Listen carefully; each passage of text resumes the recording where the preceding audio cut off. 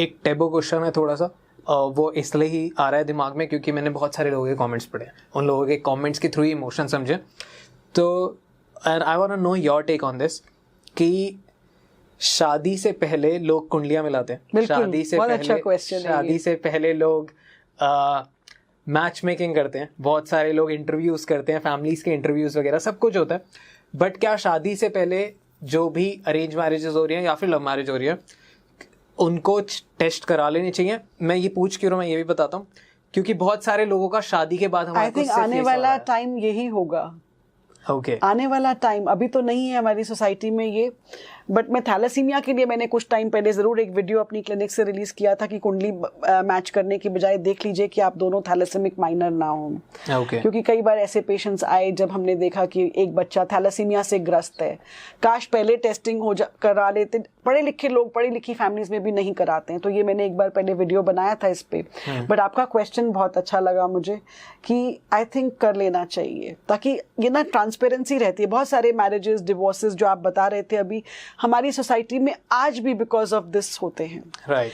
तो अगर चीज़ पहले ही क्लियर है तो आपको भी पता है कि भाई हमने शादी क्या सोच समझ के की है और कंपेनियनशिप ज़रूरी है या हमारा मेन गोल है कि रिप्रोडक्टिव करियर। बट हमारी शादियों में देखो, एक हम डिनाई नहीं कर सकते कि कंपेनियनशिप के अलावा फैमिली स्टार्ट करना भी बहुत ज़रूरी है। एक बच्चा होना एक शादी को चलाते रखने के लिए भी ज़रूरी होता है, इमोशनली भी ज़रूरी होता है। तो वो एक कपल पे डिपेंड करता है कि वो किस तरह से टेक फॉरवर्ड करते हैं। लोग इसलिए नहीं कराते क्योंकि वो डरते हैं कराने से कोई भी टेस्ट, कि अगर इसमें कुछ निकल आया तो क्या मैं ये रिश्ता तोड़ दूंगा या वो छोड़ देगी मुझे। या लड़कियों के मन में भी ये डर होता है या लड़की की फैमिली में भी कि क्या हमने ये बता दी हिस्ट्री तो रिश्ता कैंसिल हो जाएगा। तो शायद लोग इसलिए नहीं करते हैं। आई गेस फिर जब बाद में पता चलता है तो कॉन्सिक्वेंसेस भी अच्छे नहीं होते। कॉन्सिक्वेंसेस अच्छे नहीं होते हैं। तो ये तो एक बड़ा पर्सनल टेक हो जाएगा कि man decides to get it done before he's embarking onto his marital journey, or a woman decides to get it done. A young girl can decide to get it done. But family से अगर पूछोगे तो कोई भी नहीं करवाएगा अपने बच्चों के लिए। तो सीक्रेटली आप लोग जाके करा लो अगर आप स्मार्ट ऑडियंस है डॉन टॉक्स की तो। It should be done, but yeah, it should be done. I think the generation to come is going to talk about it and get it done. I guess मैं ही कराने वाला हूँ इसके बाद। Reports डाल दूंगा आप लोगों के लिए। स्क्रीन पे रिपोर्ट्स डाल दूंगा कितना स्पर्म काउंट आया। ओके, आईवीएफ कितनी बार तक करा सकते हैं? देखिए 3 IVF साइकिल्स या फिर 10 गुड एम्ब्रियोज अगर हम ट्रांसफर कर चुके हैं और प्रेगनेंसी नहीं आई है तो we should call it a day and stop करना चाहिए और accept again the doctor also should not continue going on and accept it that yes we need to talk about it now and either it is the egg quality और the sperm. You done the cycles, अगर एक ही clinic में cycles हुई हैं तो आपके पास पूरा embryology record भी है, क्लिनिकल रिकॉर्ड भी है, आपके पास सब कुछ। आप उसे बैठ के स्टडी कीजिए, एनालाइज कीजिए, रेट्रोस्पेक्टिवली देखिए कि कहाँ क्या हो सकता था और उसके बाद एक निष्कर्ष पे पहुंचिए। मैंने पहले भी कहा कि 80% of the times it is the egg which is the culprit there और 10% sperms or 10% it is the lining of the uterus. So you will have an answer to this question. So आप बोरो कर सकते हैं।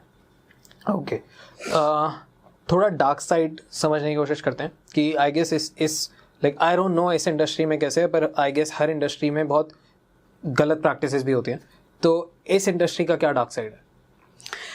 देखिए dark side तो सब जगह होता है, बट अब जो हमारा ART लॉ भी है, सब कुछ है, स्ट्रीमलाइन हो गई हैं चीज़ें, स्टैंडर्डाइज्ड हैं प्रैक्टिसेस, तो मैं नहीं समझती हूँ कि कोई ऐसी चीज़ होनी चाहिए बिकॉज बहुत सारा पेपर वर्क है, PNDT के साथ फॉर्म फिलिंग है, ट्रांसपेरेंसी हम रखते हैं and I think there should be now nothing left on to this after the ART law. Okay, जो लोग जा रहे हैं वो डॉक्टर को कैसे क्रॉस चेक करें कि ये डॉक्टर सही है या नहीं? आप एक्सपीरियंस देखिए डॉक्टर का, क्लिनिक में जितने पेशेंट्स पॉजिटिव हुए उनके फीडबैक हैं, नंबर्स हैं, लीजिए, बात कीजिए। आपके पास आजकल सब कुछ अवेलेबल है, राइट। बट प्लीज़ याद रखिए कि IVF किसी भी क्लिनिक में 100% सक्सेस नहीं देता है, चाहे वो अमेरिका हो, लंदन हो या इंडिया हो।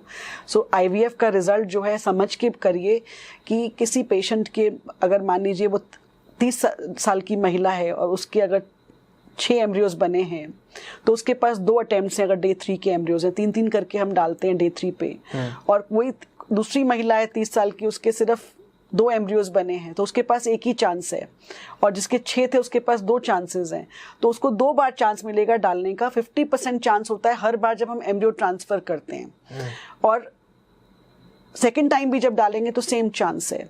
Okay, so this is how an IVF cycle works. It is 50 to 60% success पर एम्ब्रियो ट्रांसफर। पिकअप से इसका संबंध नहीं होता है। अंडे की क्षमता तो डॉक्टर नहीं चेंज कर सकता, आपकी ओवरी की जो अंडे बनाने की क्षमता है या ओवेरियन रिजर्व है, तो वो तो जैसा है वैसा ही रहेगा। सो IVF का रिजल्ट बहुत डिपेंडेंट है आपके इन पैरामीटर्स के ऊपर। तो ये हमें समझ के करना चाहिए, और एक डिस्कशन काउंसलिंग में डॉक्टर के साथ जरूर क्लियर होना चाहिए, सबको क्लियर होना चाहिए। परफेक्ट। इस प्रोसेस में कितना टाइम जाता है? किस IVF प्रोसेस में? Right.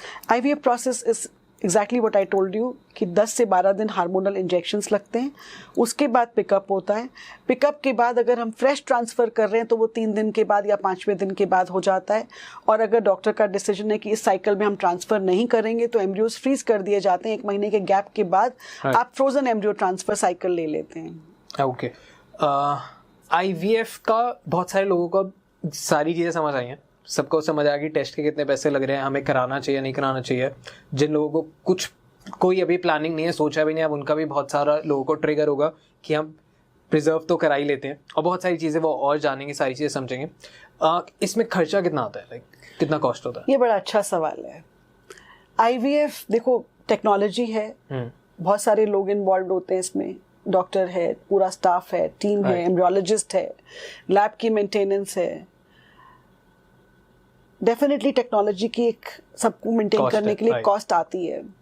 अब इतने सारे पैकेजेस लोग फ्लोट कर देते हैं, हम भी करते हैं, बट एक बेसिक कॉस्ट तो कोई भी उसके नीचे तो नहीं जा सकता है। ओके, तो डेफिनेटली हमारा अपना खुद का अगर IVF सेंटर है, आप कॉर्पोरेट में जा रहे हैं तो वहाँ पे तो टारगेट्स होंगे, सब कुछ होगा, और जितना बड़ा सिस्टम उतने बड़े खर्चे। So doctor own clinics I think हमेशा बेटर रहती हैं कॉर्पोरेट से, और जहाँ पे वो डॉक्टर की खुद की क्लिनिक है, of course that is better. I would certainly support doctor run clinics. Perfect. कितना estimated amount? Estimated amount goes from minimum 130 to 2 lakhs। Okay, it will depend upon lot of things कि 1,30,000। देखिए बिल्कुल समझ लेते हैं, अगर मैं आपको बड़े सिंपल शब्दों में समझाऊं, 2 प्रोसीजर्स होते हैं लैब के अंदर। एक होता है अंडों का निकालना यानी ओवम पिकअप, और उसको लैब में भ्रूण बना के वापस ट्रांसफर करना यानी एम्ब्रियो ट्रांसफर जी। ये पूरा काम लैब का है। हाँ। 10 से 12 दिन जो इंजेक्शंस चल रहे हैं उस पे MRP लिखा हुआ आता है। ठीक है। वो आप केमिस्ट से लेते हैं या सेंटर से लेते हैं, वो कॉस्ट तो आएगा ही आएगा। उस पे आप 10% डिस्काउंट दे सकते हैं। तो अगर हम इंजेक्शंस की कॉस्ट माइनस कर दें, और इन्वेस्टिगेशंस भी आप कहीं भी जाएंगे किसी भी अस्पताल में आपको करानी पड़ेंगी, वो भी 10,000 की है या 15 की है या 18 की है, जो भी है वो अलग हो गई। अब लैब की कॉस्ट हमने फिक्स कर रखी है कि हम लैब का चार्जेस जो है हम सबसे 75,000 लेते हैं। ठीक है। 60 IVF का और 15,000 फॉर ICSI, टोटल बन गया 75। ओके। इसके अलावा जो भी है वो सबके लिए बराबर है, चाहे कोई मर्सिडीज में आ रहा है तब भी उसको उतना ही पे करना है, और कोई अगर ऑटो में आ रहा है तो भी उतना ही पे करना है। तो 2 तरह के इंजेक्शंस आते हैं, एक आते हैं रिकॉम्बिनेंट जो कि इंसुलिन की तरह पेनलेस होते हैं, आप खुद लगा सकते हैं, और दूसरे होते हैं इंट्रामस्कुलर जो आपको एक नर्स से रोज लगवाने पड़ेंगे। ओके। तो अगर कोई इंसान कहता है कि मैं इतना नहीं अफोर्ड कर सकता हूँ, लेकिन बच्चे की चाह तो सबकी बराबर है, इमोशन तो सबका बराबर है, तो हमारी क्लिनिक में तो ये सिंपल है कि अगर कोई पेशेंट नहीं अफोर्ड कर सकता है तो हम कहते हैं रिजल्ट्स दोनों में बराबर हैं। साइंस ये प्रूव करती है, स्टडीज ये प्रूव करती हैं। तो आप इंट्रामस्कुलर ले लीजिए, अगर आप हमारे सेंटर के पास रहते हैं हम फ्री में रोज शाम को आपको लगा देंगे। आप अपने घर के पास लगवाना चाहते हैं हम लिख के दे देते हैं, आप वहां लगवा लीजिए। कोई पेशेंट कहता है मैं अफोर्ड कर सकता हूँ, मुझे तो पेनलेस चाहिए, उसकी कॉस्ट ऑटोमेटिकली ज्यादा है, कंपनी से ज्यादा आ रही है जी।